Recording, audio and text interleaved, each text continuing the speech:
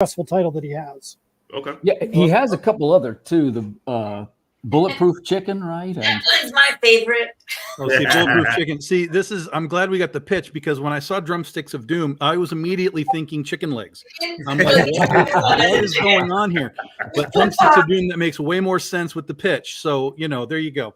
Yeah. He has really cool merch too. Like he has drumsticks with his logo on it. He has guitar picks. So he's it's really cool that if you're into music and you're into comics, this kind of checks both boxes. So. Right. And it shows, again, I've said this to people before, but there's a curious marriage between music and comics, especially among so many of us are former musicians and that kind of thing. I don't know why that is, but it comes up time and time again. One of the things is because being on a creative team is a little bit like being in a band. 100%. Yes. Okay, so I went a hair out of order, but I got a cool. I do want to say, hold on, because I didn't say it, because John, this is John's best book, hand down. As someone who does Granite State Punk, I love when I can cross promote and do stuff with this book. It's really a cut above everything else he writes. Like you could definitely feel like this is his heart. Where the other stuff are great stuff that he wants to write, great stories, but there's something special about this. I don't know if it comes from the art team or it comes from him, but there's something special about what he does here, and I want to see more of it. It's a good one too. Okay, next up, this is Calvin Chambers with Oni Hunter, a monster hunting origin story. Younger guy, man, just tearing it up with his comic creation. And the reason why I wanted to make sure that I include this is because it's starting to show this emphasis on sort of like a manga-like product, sort of an anime-like product, right? And like I say, that's not necessarily what I do, but I got to have respect for, look, this is what's hot right now. Yeah. Dennis, do you have any thoughts about that? Days. Let's take a look down through, and I'll show you what I mean. It's a very, first of all, I love the bright colors. Got a great colorist there. Yeah. But like, look at even the lettering. It's like a manga style book. There's been a whole handful of people that I know personally that are moving away from Western comic and more into manga style this year. Just this year, at least 3 or 4 that I know. So it was interesting, that's been more of a focus. Yeah, you can't say as you blame them, right? No. Yeah. Tom, what's your thoughts on that? The manga stuff is not for me. I understand why people dig it. I mean, I'm old enough that I remember when the manga stuff was coming over and it was a big deal at the time. But it never connected for me. But there's clearly an audience. The question is more, I guess, like if you're going to make a manga, the question is not so much like why would you make a manga, is how are you going to tap that manga market? Right. Sometimes if you go into the manga market, you're now leaving the Western audience behind, because the Western audience doesn't necessarily follow into the manga world. So if you're going to go manga and you're going to go sort of full manga, you got to have sort of that. I'm hoping that he has the idea of like how to really market it to that specific audience so you can get them, sort of riled up for a new style manga book. This is Icarus Metro Comics. We'll keep an eye out for them. They're one of the rising talents. Travis, what's your thoughts on the manga style stuff? I am also old like Tom and have the same opinions as Tom, because we're old and we have the same opinions because we read and loved the same things growing up. Right. Continue. Right. Matt's a little younger. Maybe he can help.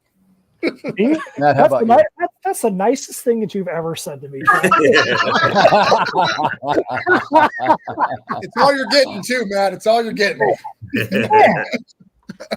Well, I definitely I don't have any problem with some of the art stylings of manga. We do have a manga art team that does some very variant covers with us that we cross promote on. But yeah, to get into that style, like I look at the art and I look at the way even just the word bubbles are laid out in manga. I'm like, I don't know if I could write something and put it out in that specific vein and not feel like a poser, not feel like Travis said about some of somebody else's books, where it's like just putting it out to put it out into that market and not really feeling like I'm living this and I really am passionate about it.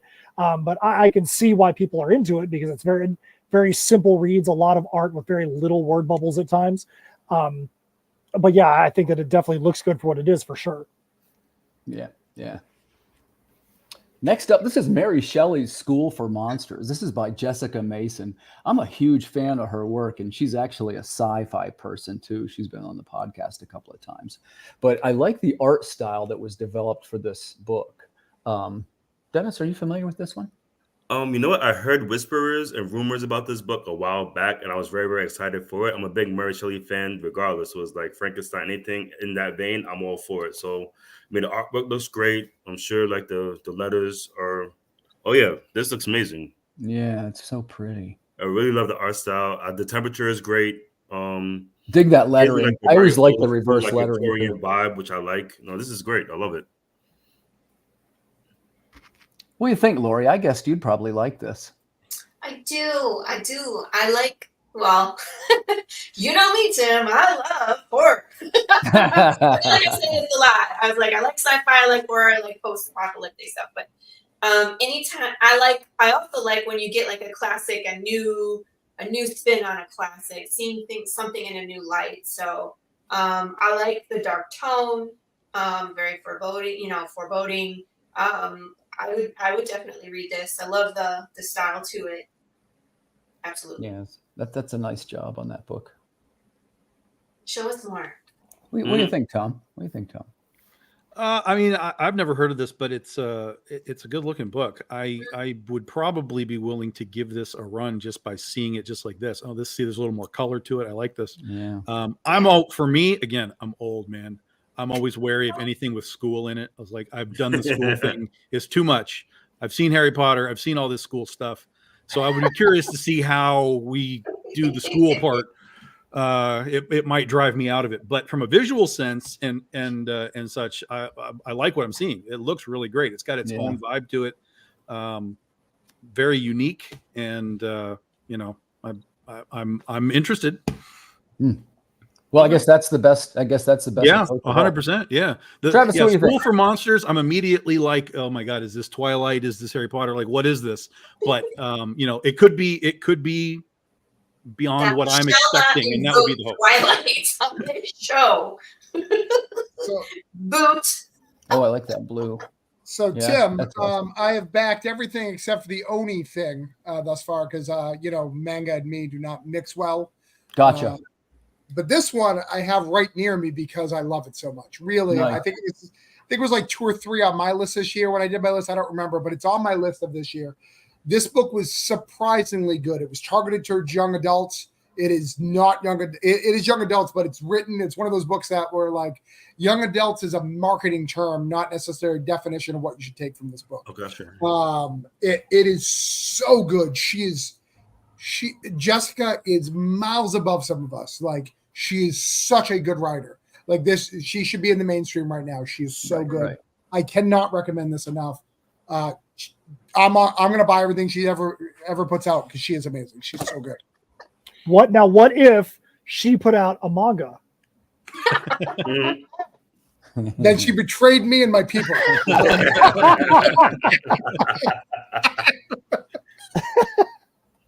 She's dead to me. Manga Mary Shelley coming next year. Yeah, I'm a fan of her work. That's Jessica yeah, Mason, guys. If you want to go and check that out, that's for good. sure, yeah.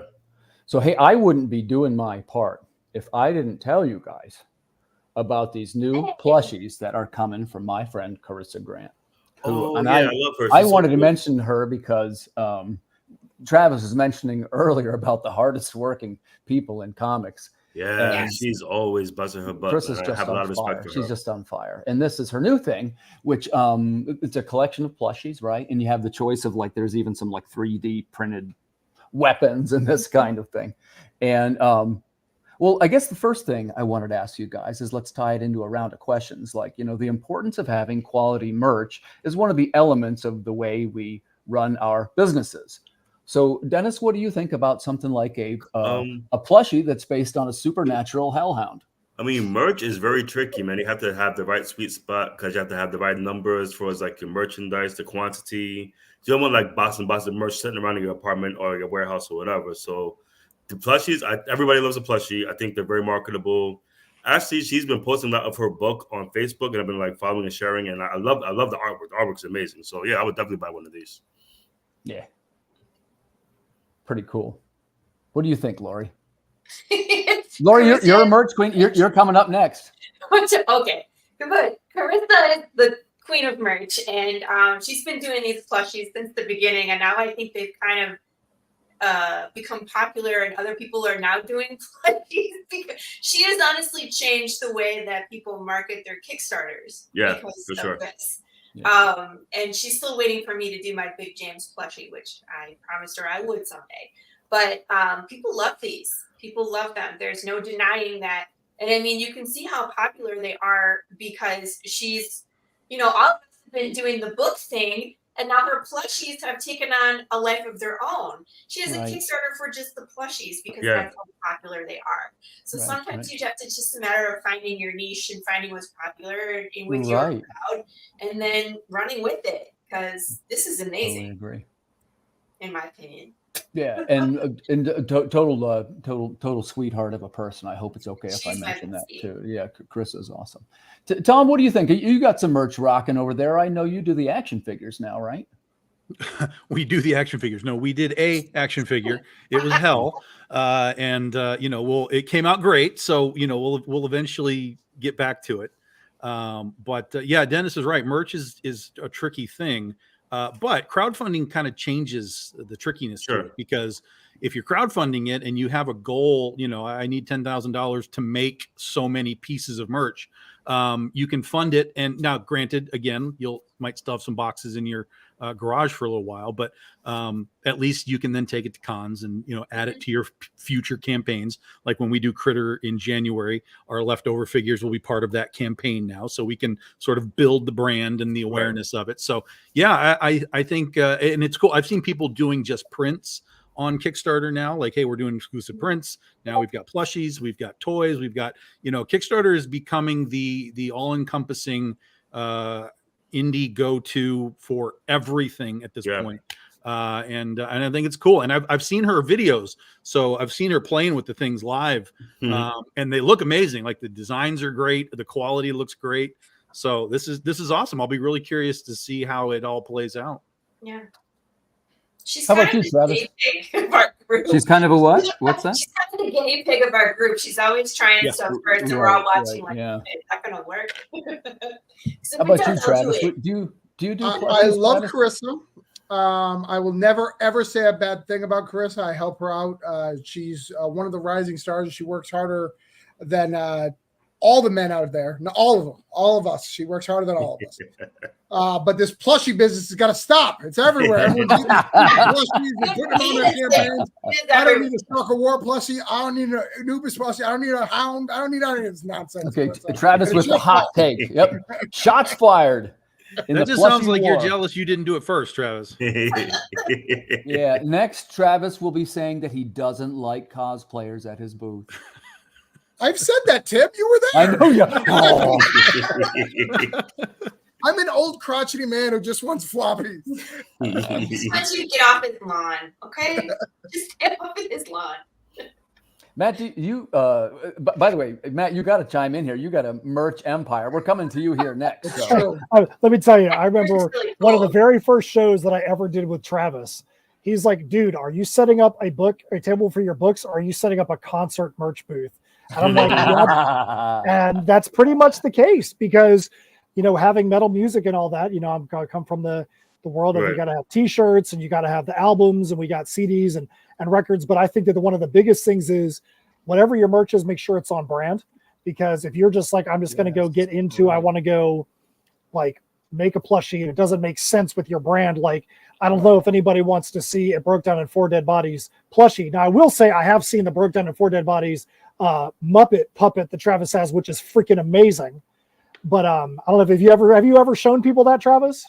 I mean, I've shown people in the past. I mean, I could go get it if it's necessary. I think you should, dude. I think that this panel wants to see it, because that is one of the coolest pieces of merch you've ever had. It's gonna take a minute, so go on to the next thing, and it'll take a minute. Oh, it's freaking amazing. I'll tell you this: as far as the plushies go, I've seen some weird stuff, man. There was this one booth at San Diego Comic-Con where they were doing plushies of like diseases. Like, you can get a plushie gonorrhea disease, like I mean, it's ridiculous, and people were just lose their minds over that stuff. So and here's the thing, but who wants somebody who the other wants day to had a have that? plushy croissant. It was literally just a croissant plushie. Can you imagine somebody coming over for a holiday, coming over for Christmas, and little Johnny's like, "Hey, Uncle Ned, what's that of on the shelf? Oh, that's my gonorrhea plushie." My gonorrhea, yeah. I just imagine the conversations are going to happen at dinner over that one. Conversation starter for sure. Well, let's circle back to, and I'm glad you're here, Matt, because in my house we would have said I am Cheeto, but I didn't know if it was keto or Cheeto. Keto, like with a K. Yes, it's keto with a K. Okay, gotcha. So, you had sort of started on the subject of merch, but I mentioned I wanted to mention you guys having a merch empire as well. You have all like the concert table, like Travis said. So what are some of your better selling merch items right now? So we've got a leatherworking team called GB Leatherworks that does a lot of licensed merch for us. So I think for the last 5 or 6 releases we've had, there's been some kind of something that they've done where it could be like a traveler's pouch that goes along with Heirs of Isildur. We've done full-size wearable dragon masks for Tales from Nocturnia. That's one I saw. That's really cool. We did all kinds of leather work for I Am Keto for that campaign, hair bands and eye patches, and we have one of the logos for the one of the bad guys, which is called the Soul Rippers, little sticker. And they're like, "Dude, we can make a full-size wearable mask out of that." We're like, "Dude, go for it." I'm not sure how many people are going to want it because it's a $300 leather mask, but people bought it. Hey, rock on, you know what I'm saying? And so, as long as it's on brand, I mean, that we're going to have it at our table for sure. Well, and that's, since you brought it up, that's sometimes where I have issues, at least with my product, because a lot of things for me are what I would consider off-brand, right? The only thing, and I told this story briefly before, which is to have it was a marching cap. It was like a Soviet marching cap, and it would have the Water Wars logo. But I'm having a nice conversation with the lady about the stitching and what type of fabric and this and that. And I went, you know what, man, I don't want to be a hat maker. And by the way, that's no offense to anybody's merch. I get it. It helps you make money, but I didn't want to do it.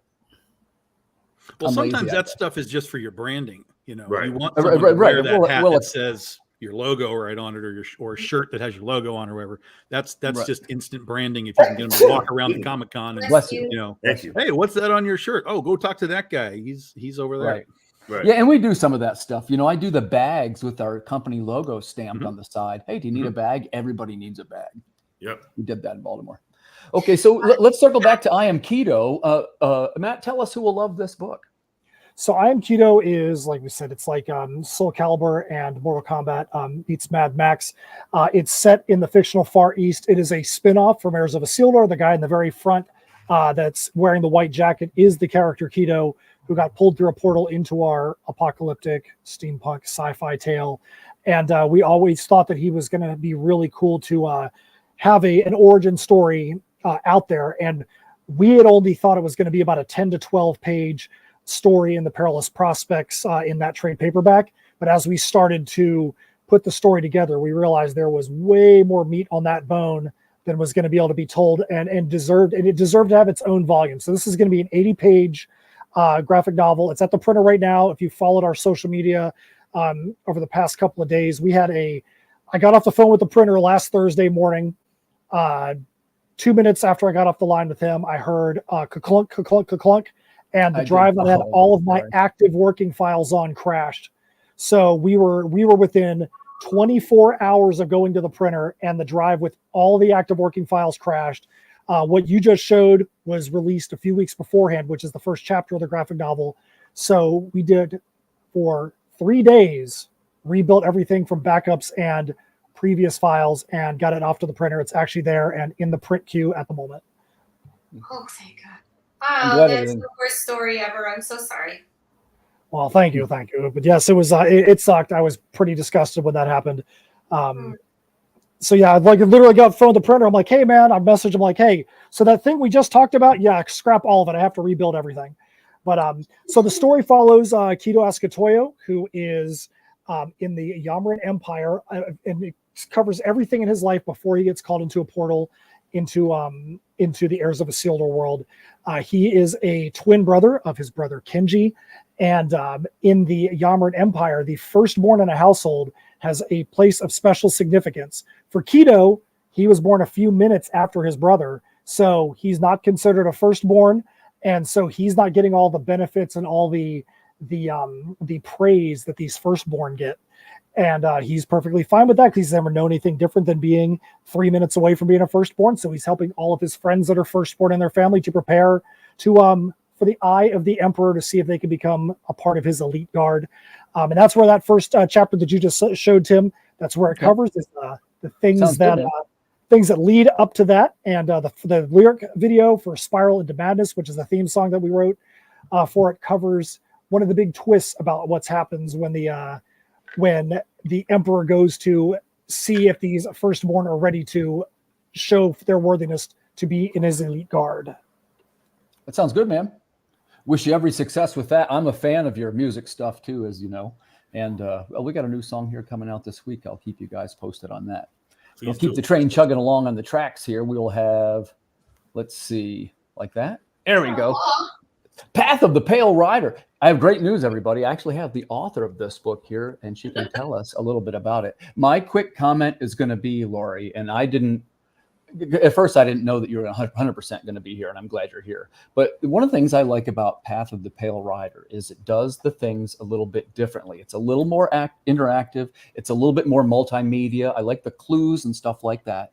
Maybe you could tell us a little bit about that while I grab my drink. Sure. Path of the Pale Rider is a Western apocalypse series, and we're just stuck on the cover because Tim walked away. So you can't see the rest of it, guys. You're stuck here. But it's in a world where death has been broken, so your body can die, but your soul doesn't leave your body upon death. So it's a different take on like zombieism because you're literally rotting. Your brain is rotting.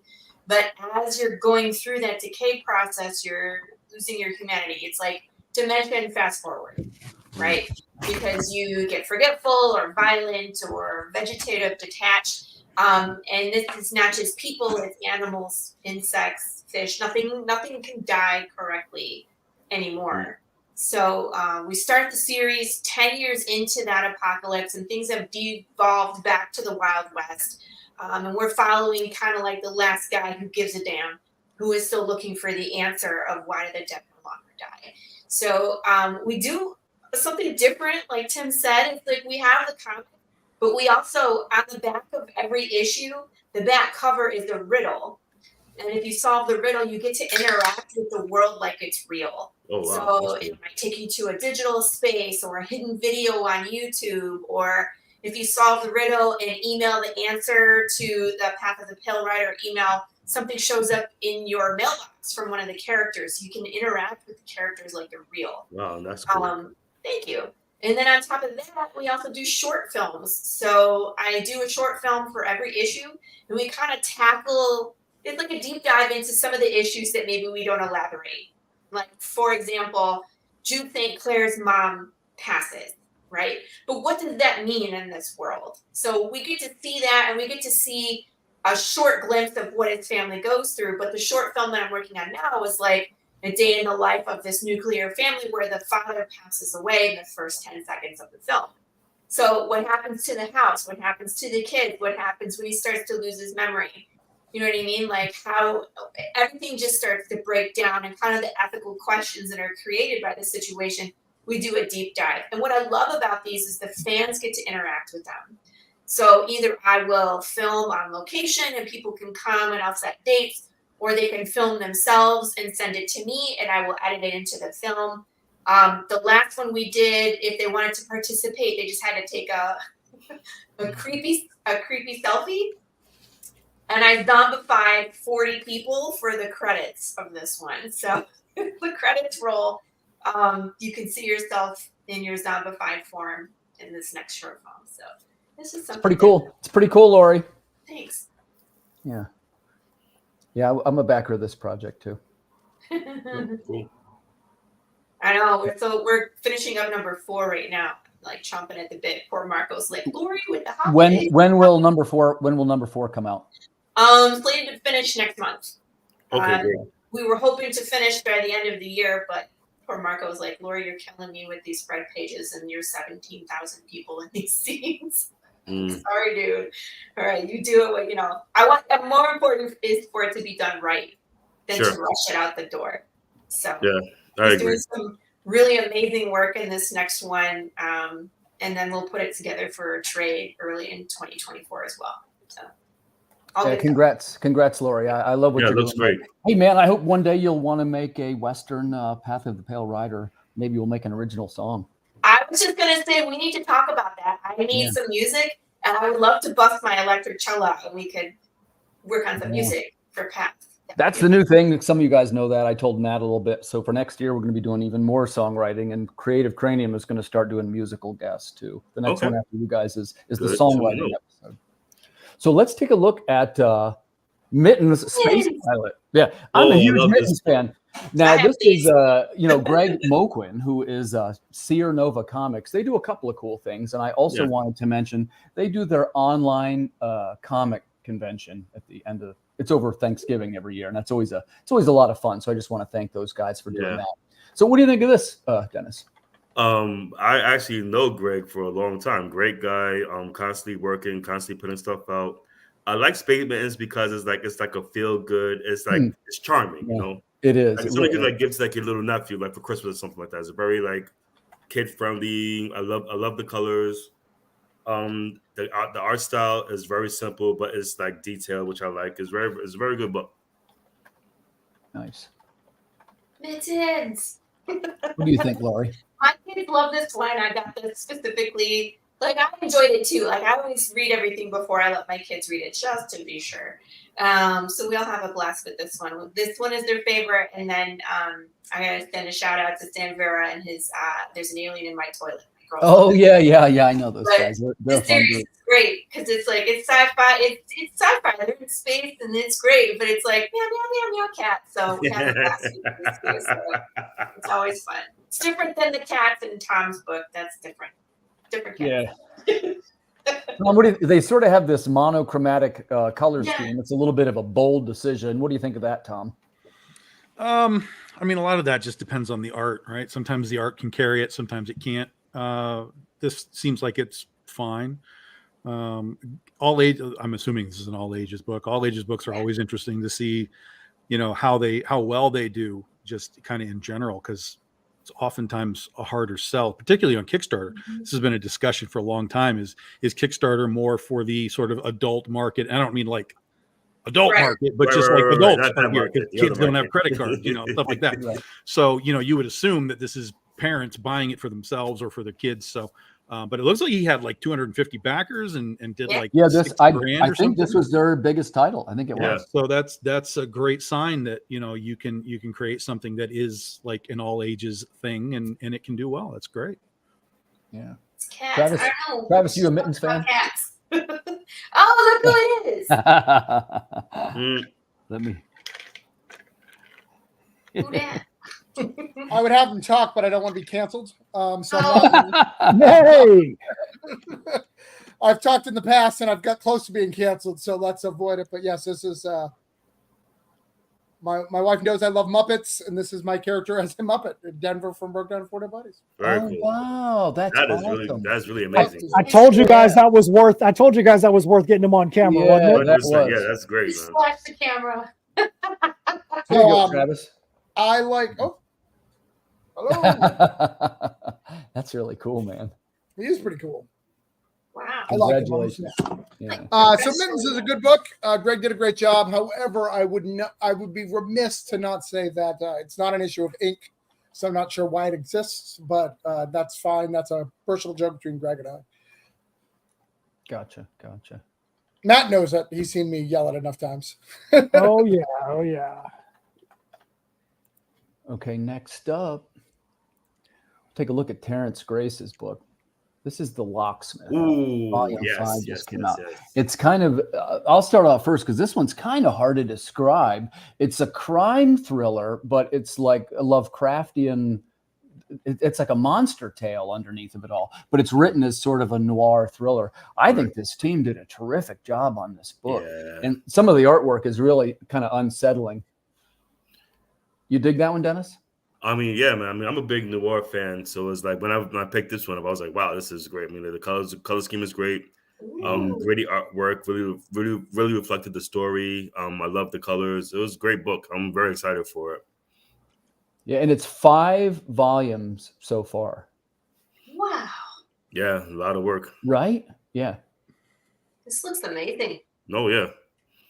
And it's like disturbing too. Like when you read it, it really, yeah. It takes like twists at you. I like disturbing. Yeah, good stuff. Yeah, so that's from Terrence Grace. Man, I gotta give a thumbs great up. job.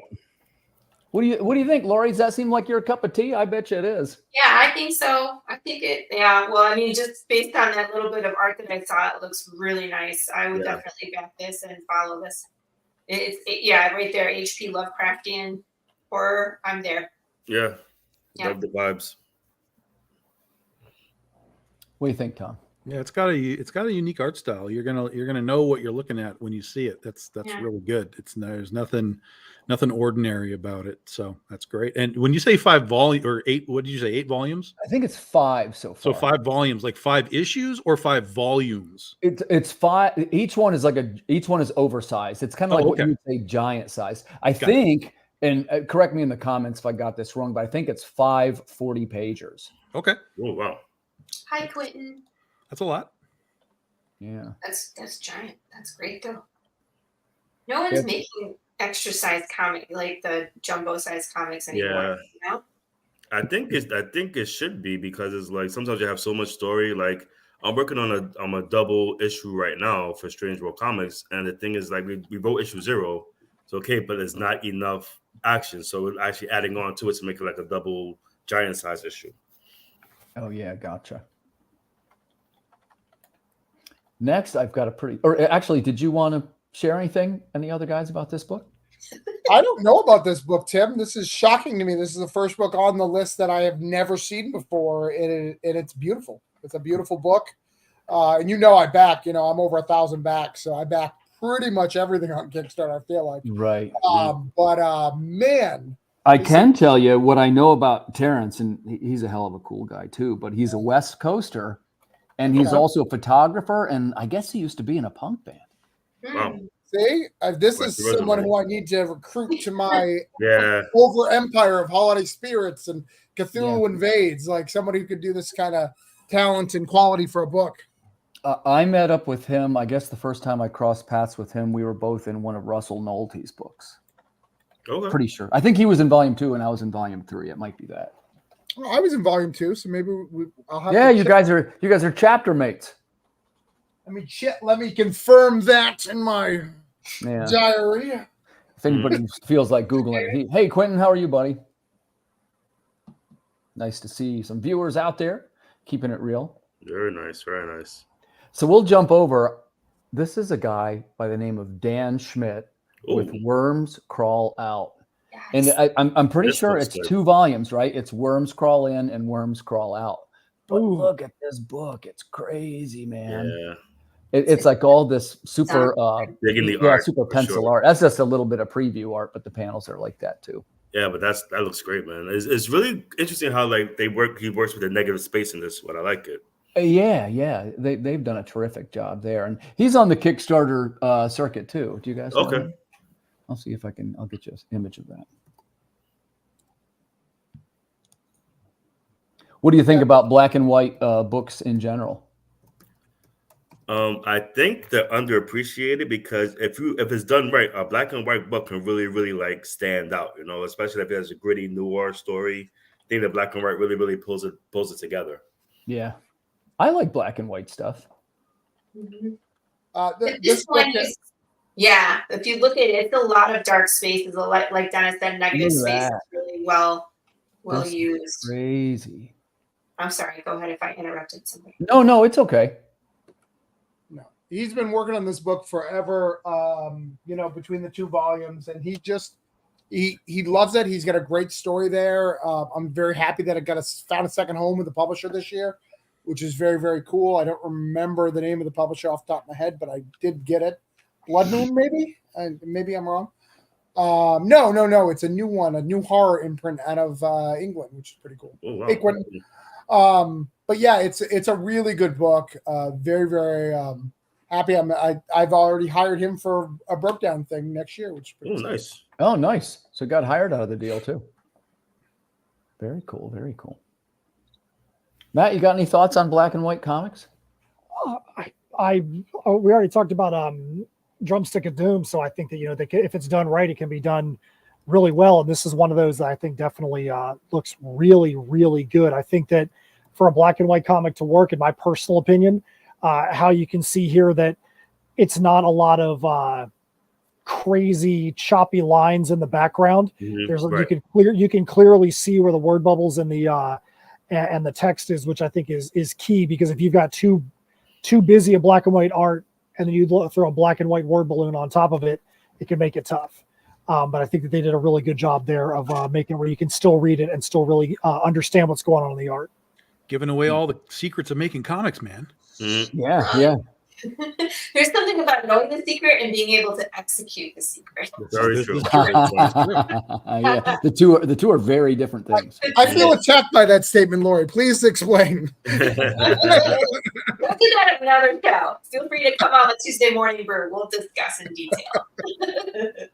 Next up, we got The Fog Within. This is from Sean Wood. Welcome to the Rebellion. So he's got a sci-fi tale that came out in 2023. This is his successful Kickstarter. I just received it not too long ago. It was good. For a first effort, very solid. Got a pretty solid penciler there with David Dion, which some of you guys know that I work with him. But yeah, well done. Great colors, great pencils. Yeah, I think you're under giving it credit, man. I think as a rookie for its first book out, this is amazing. It has some pacing issues, but it has no issues with the art or the story. All of it's very exciting.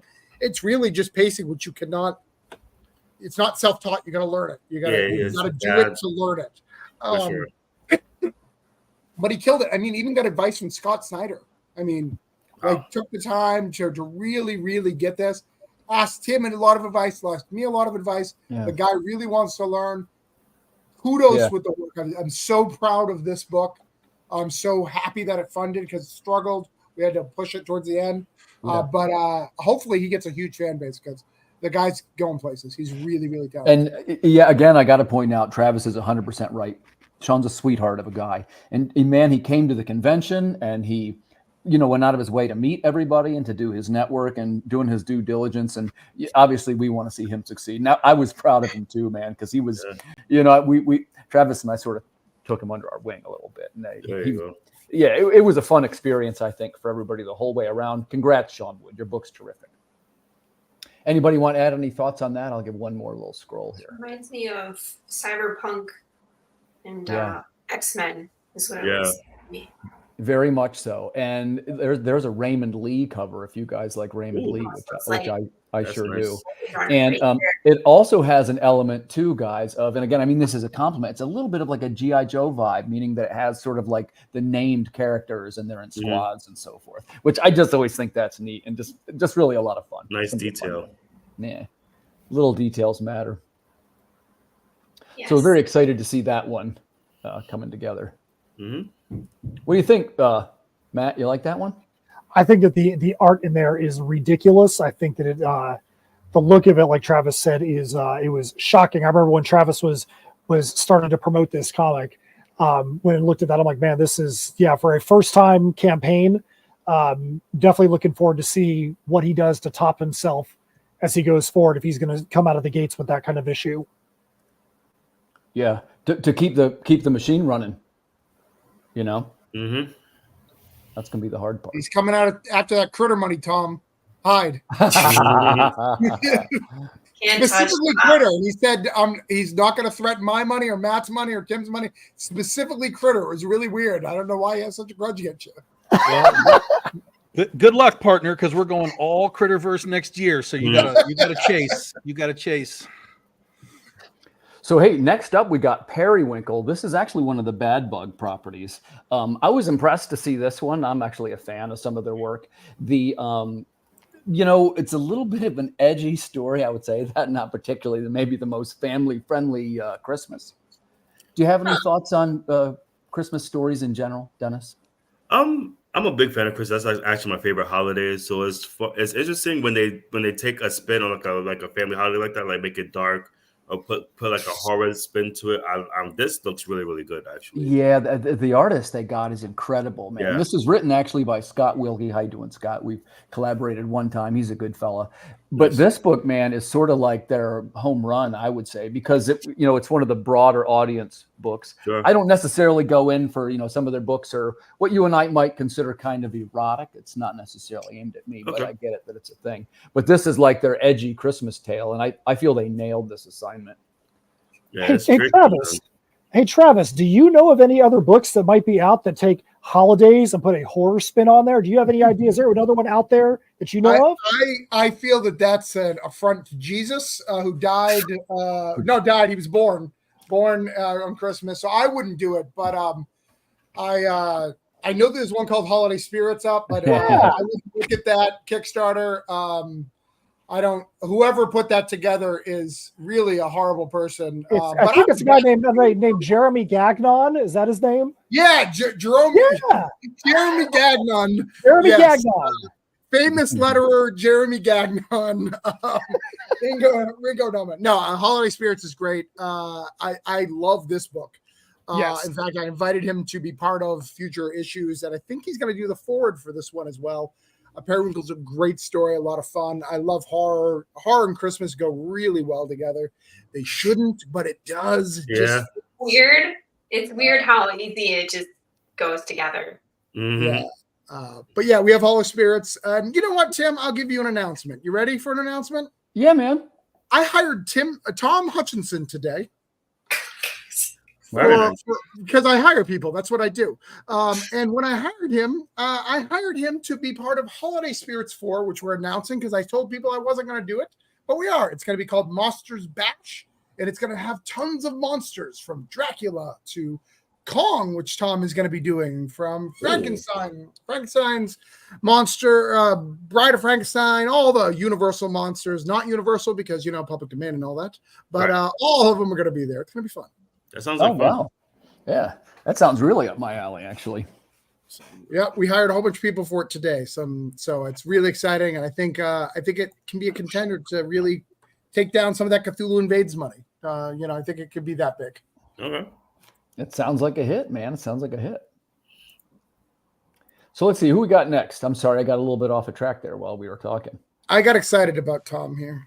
I get that way too. So next up, let's see. That is this one. That's Alma. Now this is by John Holland. Take a look at this.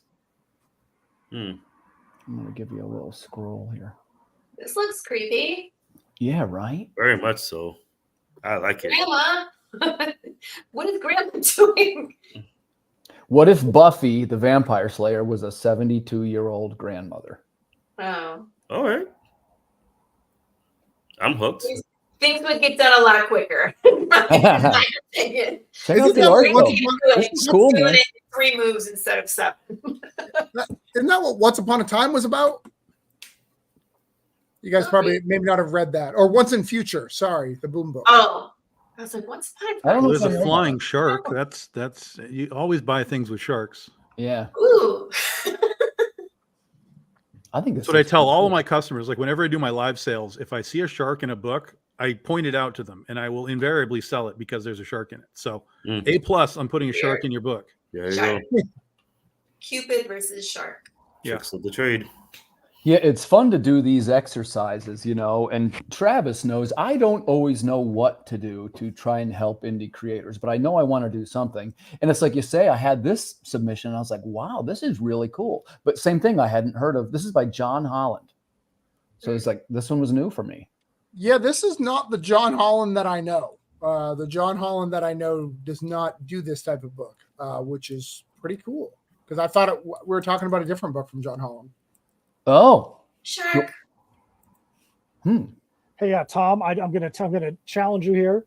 Misfits Clubhouse are all ages titles, Saturday morning cartoons in comic form. There is Bruce McTutherson, aquatic investigator. He is a shark, good sir. There you go. See, Matt's got the hack. Boom. Sharks. I have hacked into Tom Hutchinson's Critter Money. I'm telling Yes! you. I'm telling you. The secret. Fog within. We need a shark in that fog. Fog is just water, kind of. So sharks can live there. Yeah, it's just floating water. It's fine.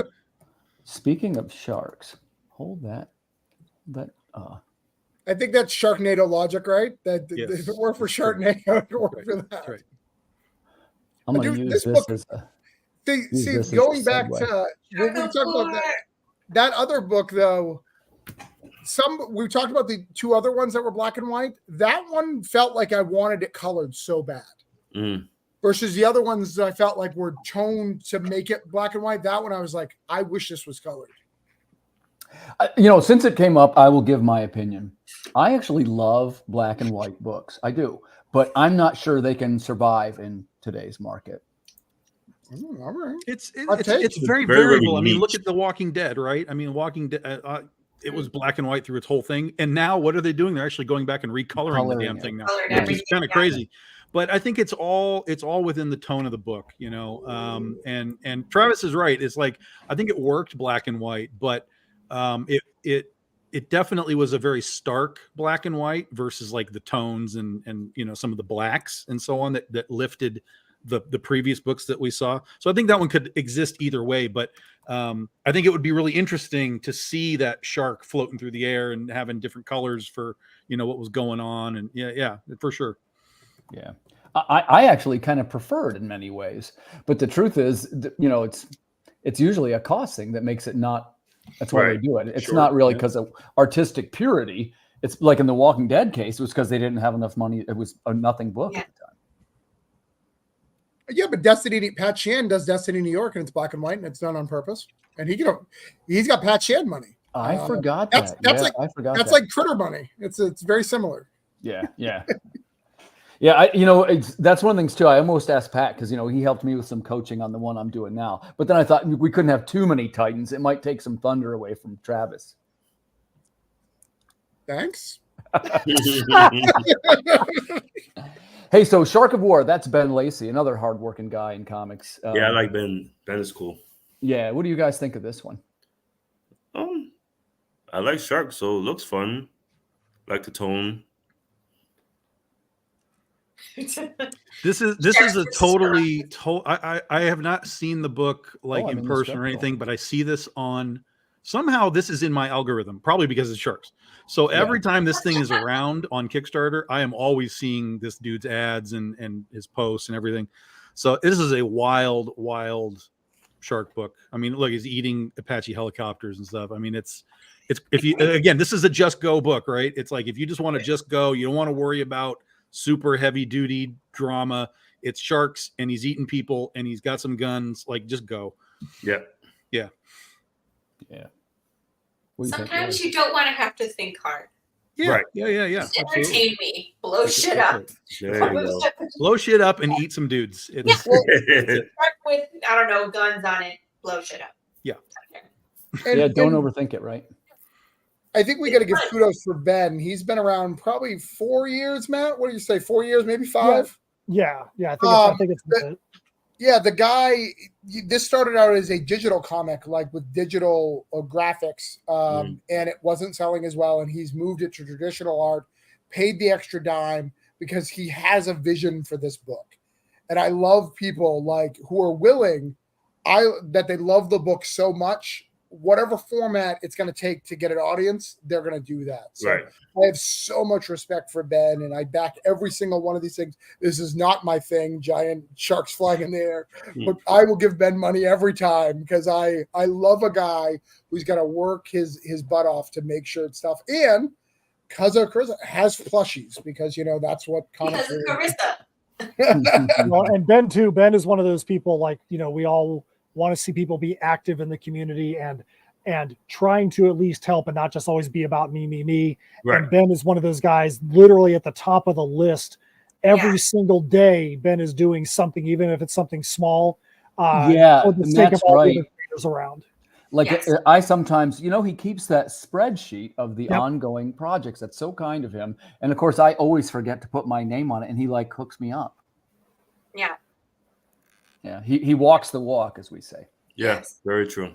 Hey, we were kind of on the subject of some black and white books, and I feel that I got to mention that and Aaron, if I murder your name, it's Aaron Robluski and Blood and Fire. Do you guys know this book? This is new to me, but it looks great. 16th century Japan. Ooh, I'm a sucker for a map. Yeah. I mean, I like the greatness Just talk of about the art. maps and maps So it's black, white, and red. and blood. Black, white, and blood. Yeah. The old Frank Miller. Yeah, Yeah. love Frank No, Miller. no, you're right. Black.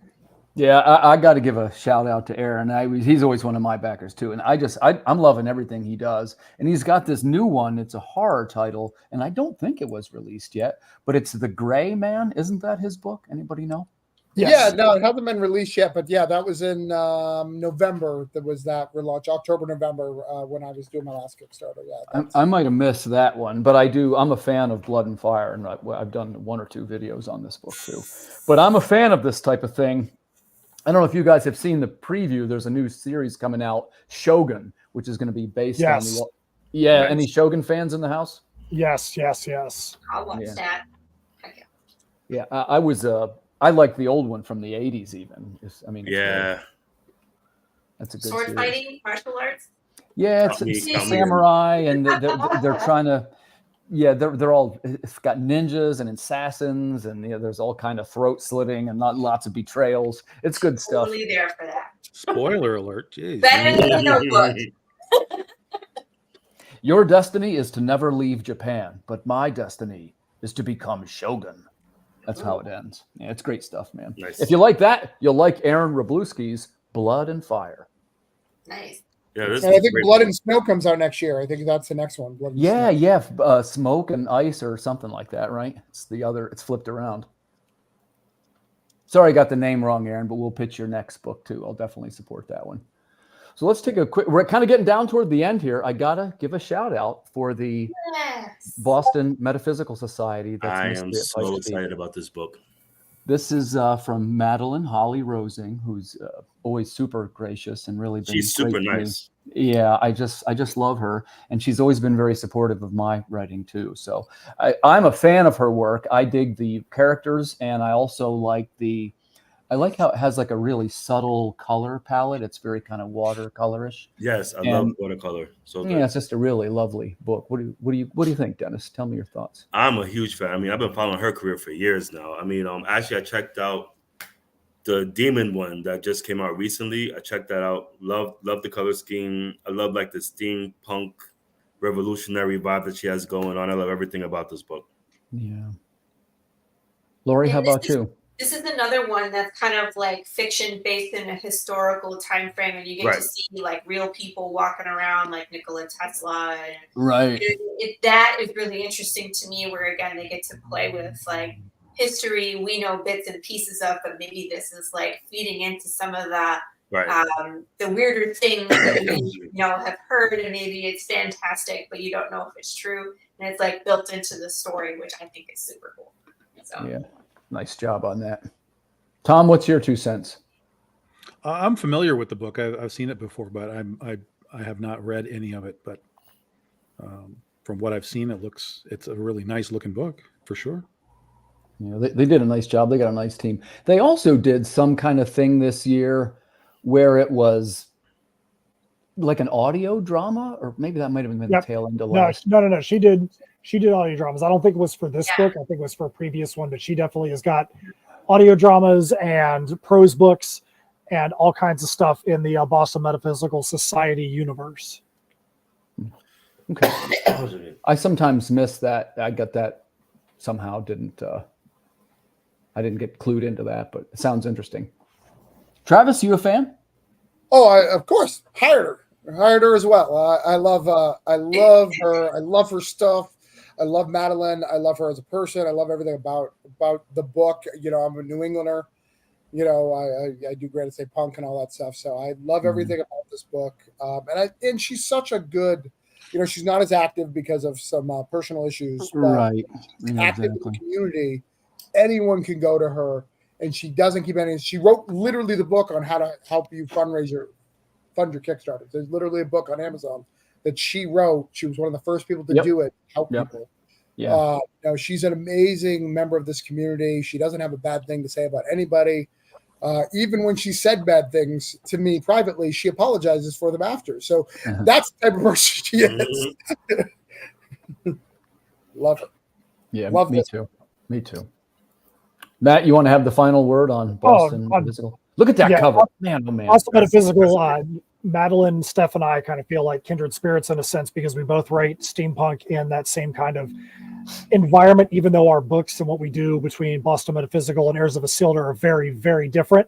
When we first started off, she and Charlie Stickney, we probably spent 6 months going back and forth between the two of them because Stefan and Madeline had become friends and just soaked in everything they had to say like a sponge. And some of the stuff that we do that Madeline does, we didn't even realize that she was doing. Like one of the cool things about the Pikes Peak book, at the very end, there's some character bios, which we always put character bios at the end of our book. There's a lot of additional content. So you have the story, but then if you want to explore more than just the pages of the sequential art, you can get more into the universe. And that's something we like to do as well. So we kind of feel like maybe through osmosis, we picked up some really cool little tips like that from Madeline, even over and above the things that we talked about in the first place. Oh, nice. Nice. Okay. Yeah, I'm a fan. Well, guys, we got time for one more. Okay. We're going to close this down. We went a little over an hour, but that's okay. Pops didn't come and kick me off. Met a young man by the name of Frankie B. Washington. His book is called Kaijus and Cowboys. I love the title, so I promised him I would feature it on the air. Okay. And he's definitely got kind of a new and original kind of thing going here. And I just love the concept of Kaijus and Cowboys. Not too different. It's a little bit along the vein of, it has the feel of like a 70s underground comic to me. Yeah. Colorful. Yeah. What do you think, Dennis? These are like ash can vibes, like like first starting out, just like when they get out there into the hands of people to give it a try, check it out. I like the bright colors, art style. It's simple but it's detailed, which I like. I mean, I'll give it a try. Yeah. I like the thick blacks. Lori? I like that as well. It's the color that's grabbing me, and the art style kind of reminds me of like '90s cartoons, where they started. Everything was so detailed, and it kind of went away from that. I'm thinking more like Powerpuff Girls and stuff like that, where it's like it was more about the character, and then I don't know. I can't explain it because this isn't even quite that even. But I guess it's the colors that are grabbing me. Yeah, where it's very bright and kind of over the top, colorful that pulls you in. Can I see more? Yeah. And of course, anytime there's cowboys involved, I gotta read. Right. I love westerns. Got some inventive panels. Yeah, it's definitely different. Yeah, it's a Just Go book. But it works. Yeah, I would say it's a Just Go book. It's a Just Go book, man. It's Look, going. just boom. Crap. I kind of dig it. Very, very cartoon-esque, very, aware of what it is. And it's a good execution. Yeah, for sure. Kill all humans. Travis, what's your 2 cents?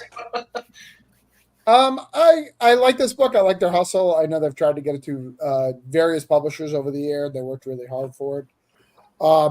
I'd like to see a little bit more dialogue on it, but other than that, I do like the vibe of it. I do like that it's different. It's not something that you see every day, and I think that this artist particular plays to their strength. Right, you can tell they're really good at drawing monsters, really good at drawing robots. Just draw monsters and robots. If that's what you're good at, like do it.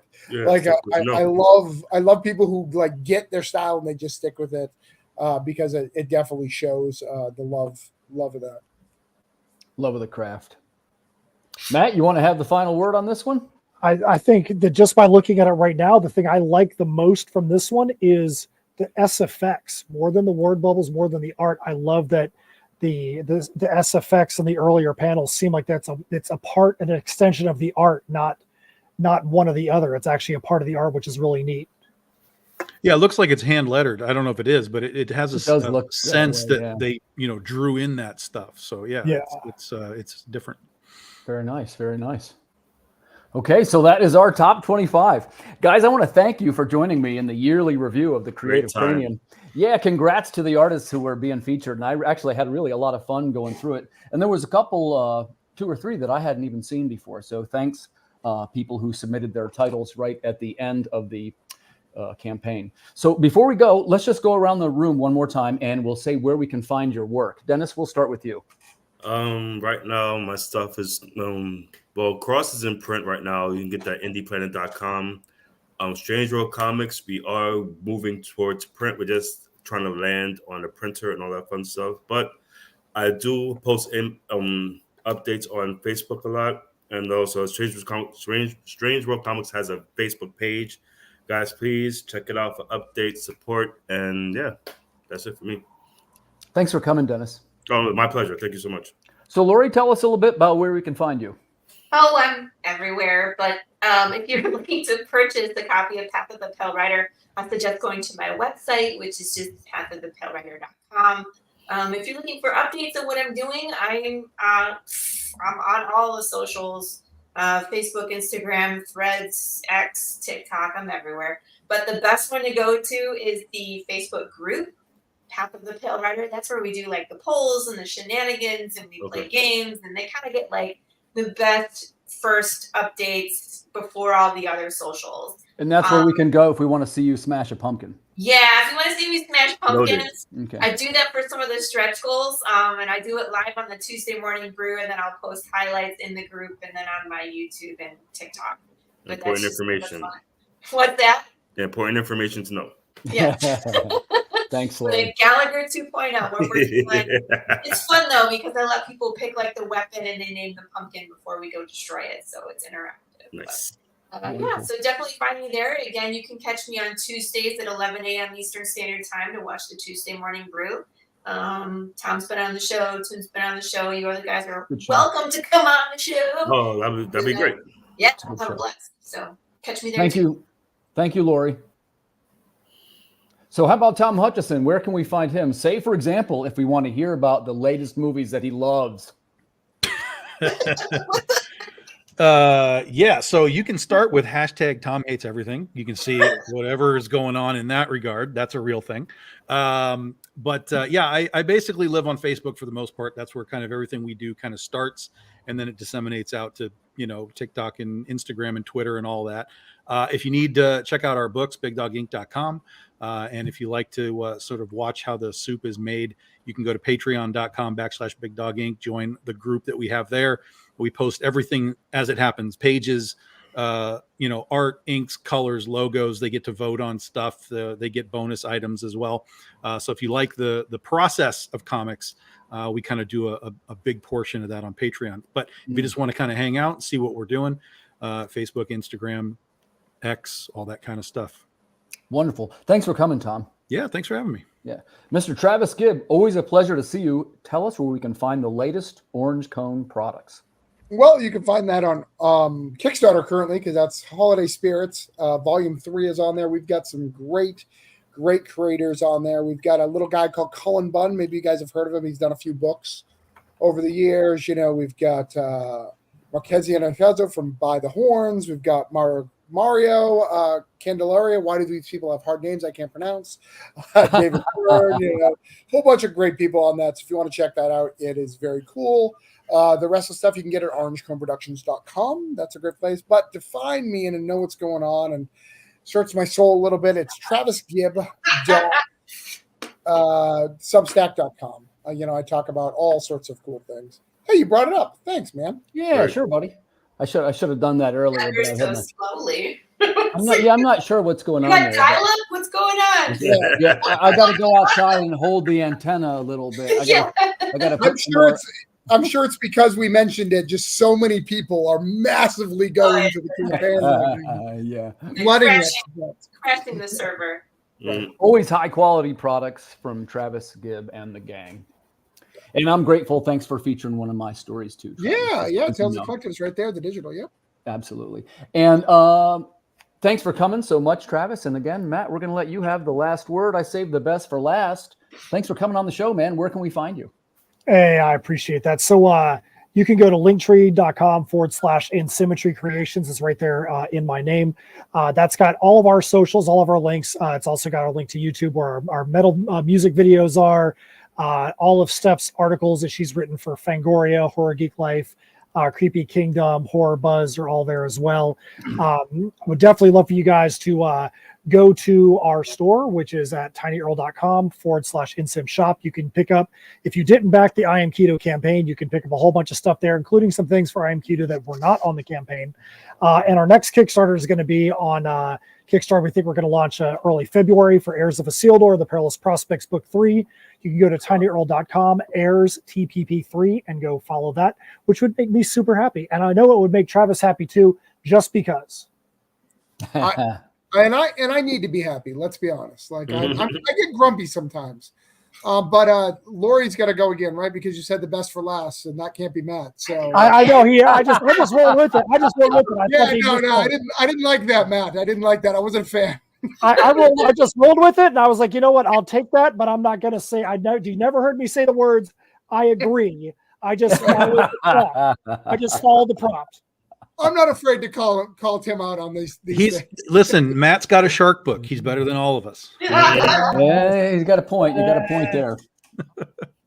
Okay, so in closing, I just want to say thanks so much to the viewers and extra special thanks to the panelists. This is really fun to do. And if possible, I'd like to try and do this every year. So, your opinions mean a lot. And as I'm fond of pointing out, it's something that it helps me to learn. And it's how I try to get a little bit better, is by asking a lot of questions about what people think of various things. So seriously, thank you for coming on the show. No problem. Oh, thanks for having us all. Creative Cranium is the best show. I've learned so much from watching the show when I'm not on as a panelist. Just hearing from everybody and their expertise is great. Yeah, I appreciate you saying that. If you guys are so inclined, we're going to be doing the first musical show. That'll be on New Year's Eve at 9:00 with musician Justin Klauser, featuring the new Creative Cranium theme song. So very cool. We'll be looking forward to that. So other than that, we just want to say, if we don't see you by then, Happy New Year, everybody. Happy New Year. Good night. Night, guys.